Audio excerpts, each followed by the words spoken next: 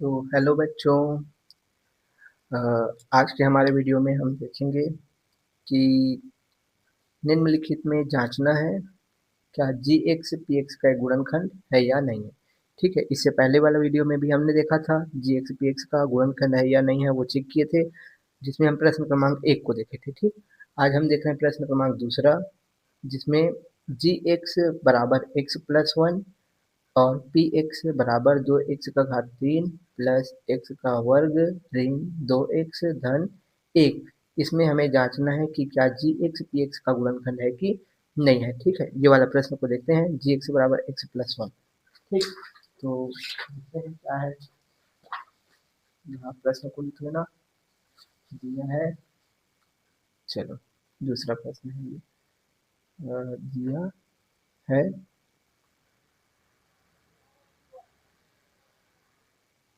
दिया है जी एक्स बराबर एक्स प्लस वन और पी एक्स बराबर 2x3 धन एक्स का वर्ग धन 2x3 धन एक्स का वर्ग ऋण 2x धन एक। ठीक है, ये वाला प्रश्न है।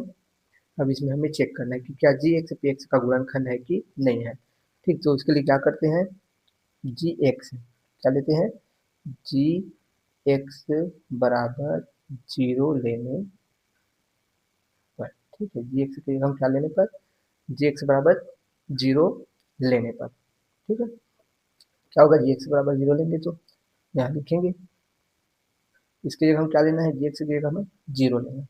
तो यहाँ जी एक्स की जगह हम जीरो ले लेना, बराबर एक्स प्लस वन या एक्स प्लस वन बराबर जीरो। ठीक है, इसके बाद यहाँ एक को पक्षांतर करेंगे तो एक्स बराबर माइनस वन, ये होगा एक्स बराबर माइनस वन।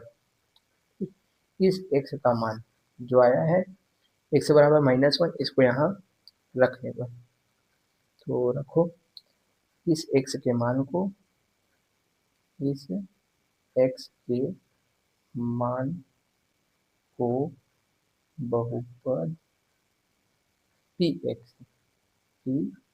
एक्स में रखने पर। ठीक है, यहाँ क्या करेंगे, एक्स में रखना है, तो चलो रखते हैं। तो ये है हमारा पी एक्स और ये है एक्स का मान माइनस वन। ठीक है, इसको यहाँ रखना है, रखते हैं। तो ये हो गया। चलो, तो इसको लिख लेते हैं, पी एक्स बराबर क्या दिया है, पी एक्स बराबर है 2x3 धन एक्स का वर्ग ऋण 2x धन एक। ठीक, उसके बाद क्या करेंगे, एक्स की जगह में माइनस वन रख देते हैं, पी माइनस वन बराबर 2x की जगह में माइनस वन की घात 3 प्लस एक्स का वर्ग, यानी एक्स का वर्ग की जगह हम कितना रखेंगे, माइनस माइनस एक का वर्ग। ठीक है, माइनस दो इंटू एक्स की जगह माइनस वन प्लस एक। ठीक, ये हो गया। इसके बाद बराबर दो, और ये पी माइनस वन के बराबर में चलेगा, पी माइनस वन बराबर दो इंटू माइनस एक का घात तीन, यानी कि माइनस एक गुना माइनस एक कितना होगा, माइनस एक का घात तीन, मतलब माइनस एक। तो एक एक में ऋण का धन, तो धन एक गुणा ऋण एक, तो ये होगा धन और ऋण का गुणा ऋण एक। ठीक है, तो कितना आएगा, इसका मान जो है एक आएगा, माइनस एक आएगा। ठीक है, उसके बाद प्लस का प्लस माइनस एक का वर्ग करेंगे तो एक ऋण, ऋण और ऋण का गुणा धन, दो एक कम दो धन एक।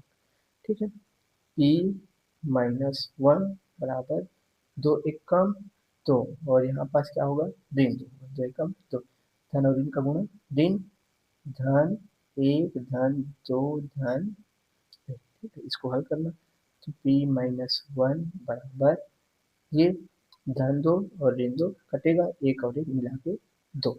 यहाँ पी माइनस वन का मान कितना है, दो।